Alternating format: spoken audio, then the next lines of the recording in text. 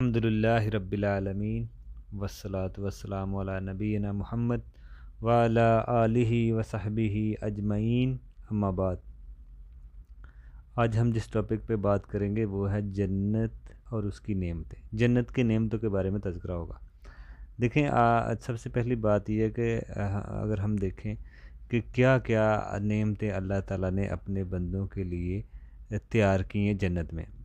آگے جہنم کا بھی تذکرہ ہوگا، وہ بھی ہم کریں گے، لیکن پہلے جنت کا اس لیے کہ اللہ کی رحمت پہلے ہے، عذاب بعد میں ہے۔ جنت اور جہنم کی جو ہے نا آپس میں ایک دفعہ بحث بھی ہوئی۔ جنت نے کہا کہ میرے اندر کمزور لوگ، مسکین اور فقیر لوگ آئیں گے، جنت یہ کہنے لگی۔ جہنم کہنے لگی کہ میرے اندر متکبر قسم کے، تکبر کرنے والے، غرور کرنے والے، اس قسم کے لوگ آئیں گے۔ تو اللہ تعالیٰ نے فرمایا کہ رحمت ہے میری، جنت میری رحمت ہے اور جہنم یہ اللہ کا عذاب ہے، اور جسے اللہ چاہے جنت میں داخل کرے اور جسے اللہ چاہے جہنم میں داخل کرے۔ یہ اللہ تعالیٰ کا، کہ اللہ تعالیٰ نے اپنے ساتھ رکھا ہے معاملہ۔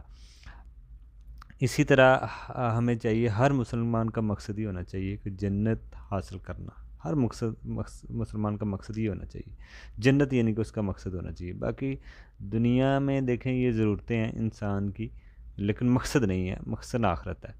ہمیں جنت پر ہمارا ایمان بھی ہونا چاہیے، کیونکہ غائب کا یہ معاملہ ہے، ٹھیک ہے نا۔ اور دیکھیں جنت ابھی بھی موجود ہے، ابھی بھی جنت موجود ہے، ٹھیک ہے نا، اس وقت بھی وہ موجود ہے۔ اللہ تعالیٰ نے اس کو تیار کیا ہے۔ جنت و جہنم ابھی دونوں یہ موجود ہے۔ دلیل اس کی یہ آپ دیکھ سکتے ہیں کہ جیسے رمضان میں کہا جاتا ہے کہ جنت کے دروازے کھول دیے جاتے ہیں، جہنم کے دروازے بند کر دیے جاتے ہیں۔ تو جب انسان، اسی طرح جب انسان قبر میں جاتا ہے تو اس کا ٹھکانہ اس کو بتایا جاتا ہے صبح شام، ٹھیک ہے نا، اس کو بتایا جاتا ہے۔ اسی طرح نبی علیہ السلام کو بھی جنت کی سیر کرائی گئی تھی، تو اس بات کی دلیل موجود ہے۔ اس سے یہ بات سامنے آئی کہ جنت موجود ہے۔ دوسرا پوائنٹ، جنت کی نعمتوں کا بیان کا مقصد کیا اور فائدہ کیا ہو سکتا ہے۔ دیکھیں دنیا کی جتنی بھی تکلیفیں ہیں، مشکلات ہیں، اگر اس کو ان پہ صبر کرنے کا انسان کو اجر کا پتہ چلے کہ اس کا بدلہ کیا ہے، کیا ملنے والا ہے اللہ تعالیٰ سے، تو انسان اس کو عمل کو کرنا انسان کے لیے آسان ہو جاتا ہے، یعنی کہ وہ مشکل نہیں رہتا۔ اسی دنیا میں کوئی بھی تکلیف آئے اپنے سامنے وہ جنت کو رکھے، دنیا کی جتنی بھی تکلیفیں ہیں وہ اس کو کم لگیں گی، ٹھیک ہے نا۔ دنیا کی تکلیفیں تو عارضی ہیں، اور جنت کی جو نعمتیں ہیں وہ ہمیشہ رہنے والی ہیں، تو اس لیے یہ سب کے سامنے یہ چیز ہونی چاہیے۔ اسی طرح جنت کی صفات اگر ہم دیکھیں، جنت کا اصل جو نام ہے وہ جنت ہی ہے، اور نام بھی ہو سکتے ہیں صفاتی نام، جیسے جیسے دارالسلام کہہ سکتے ہیں، دارالسلام یا آخرت کا گھر، ٹھیک ہے نا۔ تو اس طرح کے اور بھی اس کے نام ہو سکتے ہیں۔ اسی طرح دوسرا ہم دیکھیں جنت کا ہم تصور نہیں کر سکتے، کیونکہ دنیا میں جنت کا تصور نہیں ہم کر سکتے، یہ کتنی بڑی ہے، ٹھیک ہے نا۔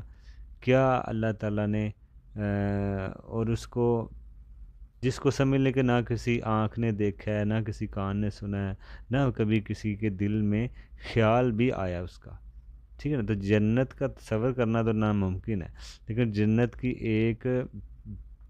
جنت کی سمجھ لیں ایک لکڑی کے برابر جگہ پوری دنیا سے بہتر اور افضل ہے، ٹھیک ہے نا۔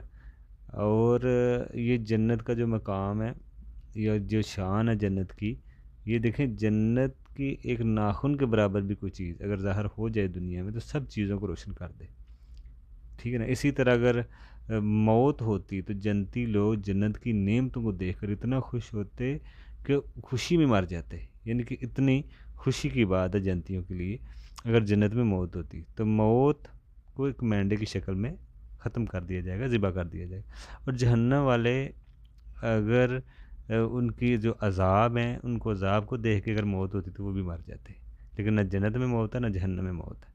اور اسی طرح جنت کی جو خوشبو ہے وہ 40 سال کی مسافت سے ہی آنا شروع ہو جائے گی، ابھی جنت سے پہلے ہی اس کی خوشبوئیں آنا شروع ہو جائیں گی۔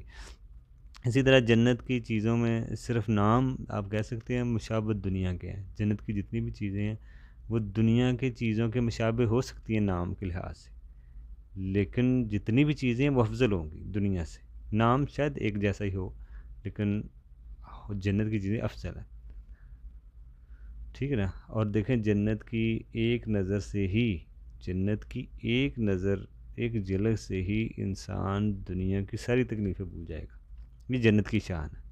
جنت والے حسرت کریں گے، ٹھیک ہے نا، جنت والے، جنت میں مطلب کہ اگر جنت والے حسرت یہ کریں گے کہ دنیا میں اور وہ ذکر کرتے، ٹھیک ہے نا، اللہ تعالیٰ کو اور وہ یاد کرتے اور عبادت کرتے اچھے سے، یہ ایک حسرت ہوگی جنت میں۔